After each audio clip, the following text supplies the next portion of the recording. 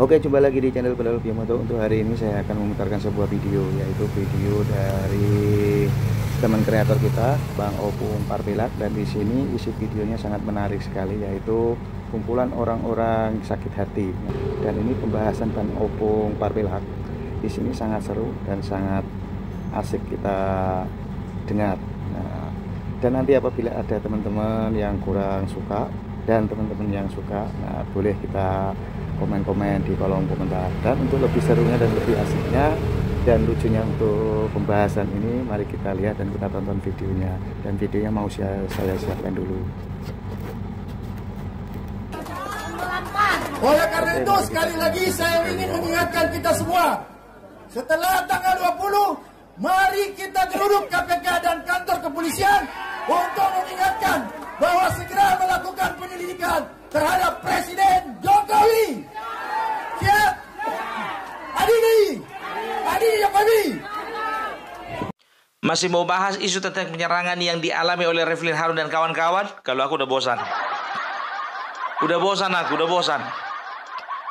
Jujur aku udah bosan, udah muak. Ku buka YouTube yang nongol itu.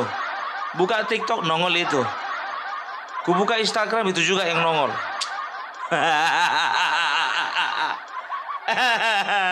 Dan tahu kalian ya, dengan berkembangannya isu mengenai penyerangan ini, salah satu orang yang keberatan adalah Refli Harun. Kenapa bilang? Dia keberatan karena apa? Karena nggak ada lagi yang mengangkat isu Fufu Fafa.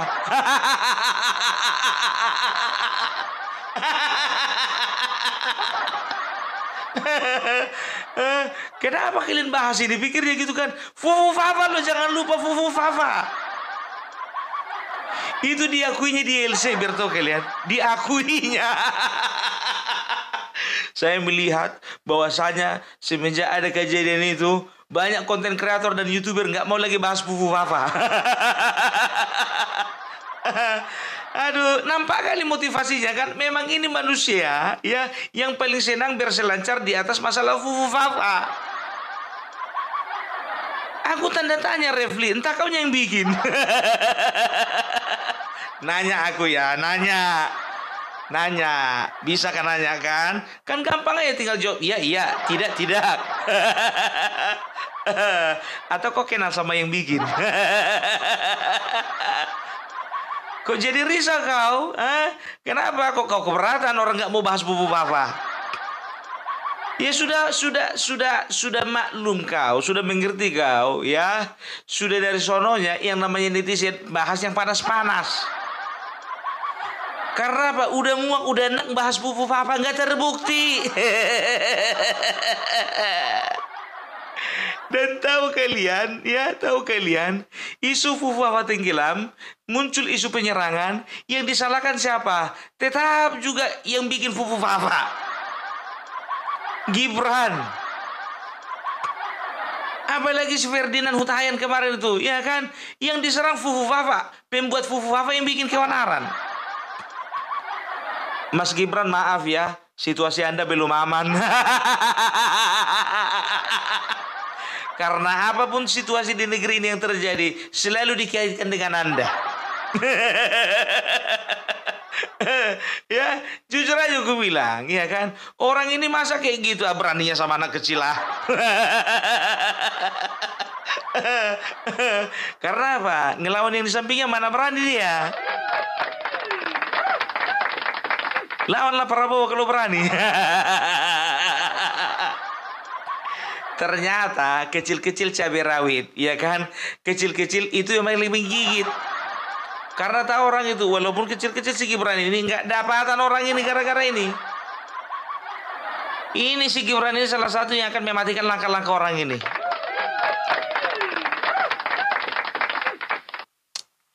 Udah dengar berita kalian? Kalau sebentar lagi Din Sasudin akan diminta keterangannya sama polisi. Udah dengar belum? Makanya baca berita. Ya. Jadi pihak kepolisian akan memanggil beberapa orang yang hadir di dalam forum tersebut. Ingat ya, jangan menanggapinya dengan sumbu pendek. Jangan kalian bilang kenapa yang diminta keterangan bukan para tersangka. Dengar ini, keterangan itu diminta ya, pertama kepada tersangka, yang kedua kepada korban, ketiga kepada saksi. Gitu.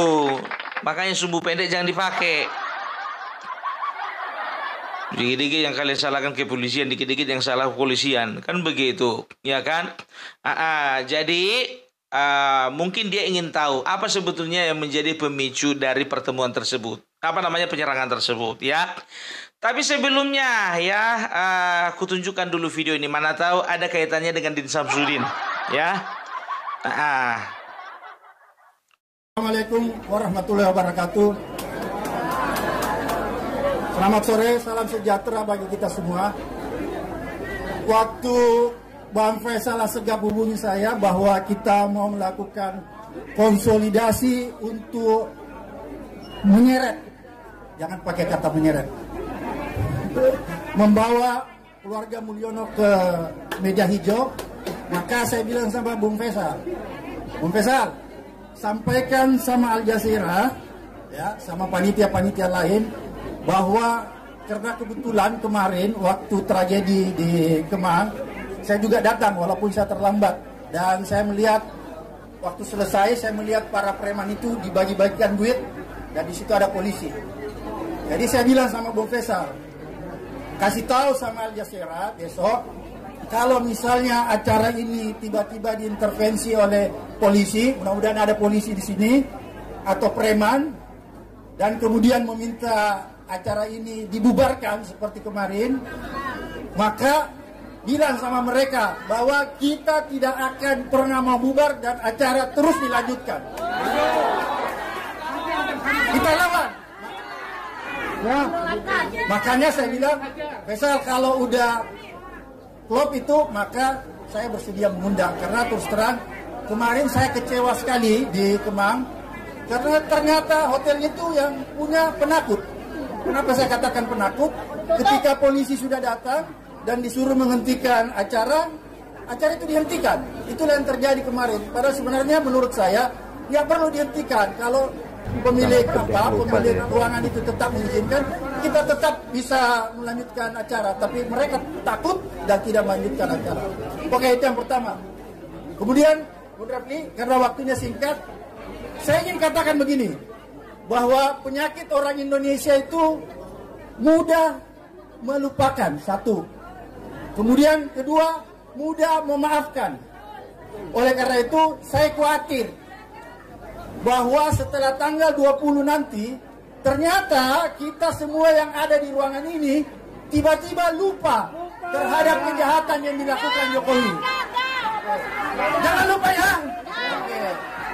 Oleh karena itu, supaya kalian semua tidak lupa dan kita berkomitmen di ruangan ini, siapapun yang ada di ruangan ini, kita harus konsisten menyatakan bahwa setelah Jokowi berhenti tanggal 20, 2 hari atau 3 hari setelah itu, maka kita harus rame-rame datang ke KPK atau ke kepolisian, mengingatkan aparat penegak hukum agar supaya segera melakukan penyelidikan terhadap keluarga Mulyono. Karena kita tahu persis, kalau keluarga Mulyono atau Pak Jokowi tidak diadili, maka saya sangat yakin bahwa presiden-presiden selanjutnya akan melakukan pelanggaran-pelanggaran hukum seperti yang dilakukan Jokowi. Oleh karena itu, sekali lagi saya ingin mengingatkan kita semua, setelah tanggal 20, mari kita geruduk KPK dan kantor kepolisian untuk mengingatkan bahwa segera melakukan penyelidikan terhadap Presiden Jokowi. Siap? Adili Jokowi. Terima kasih. Udah kalian dengar? Jadi udah tahu lah inti pertemuannya kan? Jadi Bapak Polisi tolong ya video yang tadi pertanyakan dulu mengenai pertemuan mereka. Sama Pak Din Samsudin, Said Didu, kira-kira gimana? Ada nggak pembahasannya sama dengan dibahas Abraham Samad tadi? Udah ngerti kalian kan apa maksud dan tujuan orang itu? Maksud dan tujuan orang itu ya memang betul ya untuk melakukan sesuatu yang ya bisa dikatakan yang mengekspresikan keberingasan mereka ya untuk mereka lampiaskan kepada Joko Widodo ya, kepada Bapak Presiden kita yang terhormat ya. Ini biar tahu kalian, ini kan kumpulan manusia-manusia yang sakit hati sama Jokowi semua. Hampir semua ini. Apalagi tadi itu Abraham Samad, biar tahu kalian. Ternyata ku cek and recheck, ternyata dia adalah salah satu orang yang sakit hati sama pemerintah. Karena dia diberhentikan dari KPK. Diberhentikan karena kasus, bukan gara-gara memang pemerintah yang memberhentikan kau tanpa alasan. Karena kasus. Sama si Bambang Bambang Wijanarko, Bambang apa?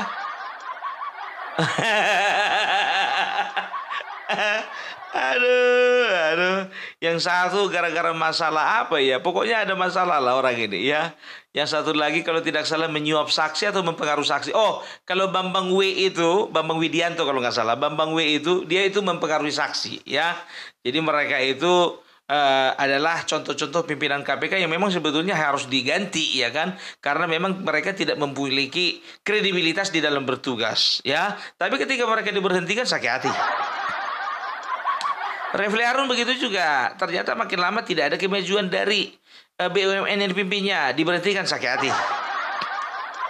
Syed Didu begitu juga, dari 2015 dia diberhentikan sampai sekarang 9 tahun masih nyimpan sakit hati dia. Dan ada juga beberapa orang yang memang bukan pecatat sih sebetulnya, tapi mereka itu bisa dikatakan orang-orangnya Prabowo dulu ya, yang tidak bisa sekarang di dalam lingkarnya Prabowo. Karena apa? Karena ada orang-orang Jokowi. Sakit hati mereka, sakit hati gitu dia ya. Jadi diusut juga itu Bapak Kapolda, Kapolda ya, kalau bisa bapak-bapak yang ada di kepolisian daerah ya, tolong juga diperiksa video Abraham Samad tadi ya. Apakah video tersebut juga ya mengandung unsur yang membahayakan negara ya. Kalau kau bilang sih memang itu sangat membahayakan ya. Jadi makanya aku bilang, kalaupun ada gerakan-gerakan penyerakan seperti itu berarti mungkin bagi aku ya, mungkin mereka adalah orang-orang yang sudah menganggap kalian itu sudah ditaraf membahayakan. Karena apa? Karena kalian itu racun.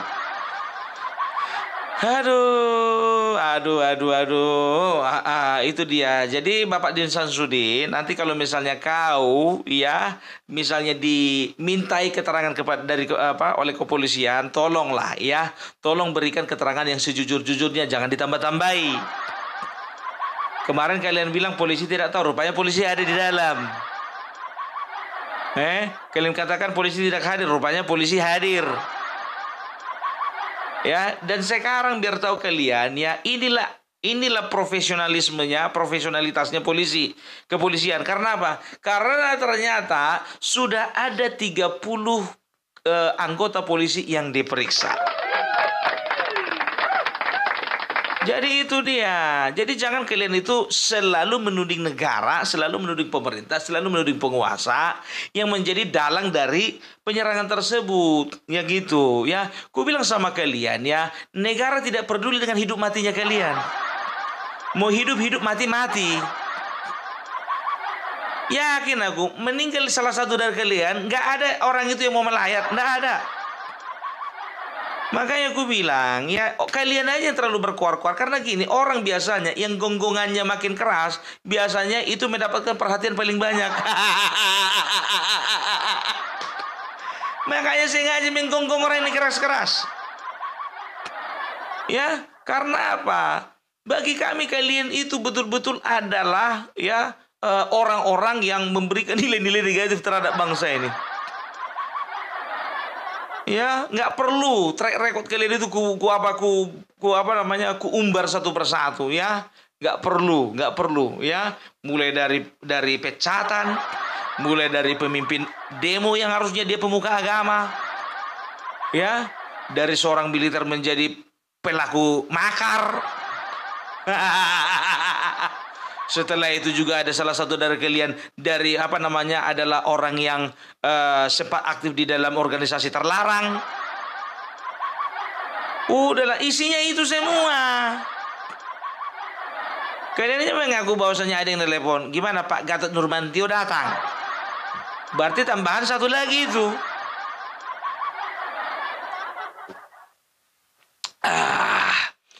Aku cukup lah ya tentang masalah penyerangan ini, cukup sampai di sini aja ya. Udah bosan kali aku membahas orang-orang ini.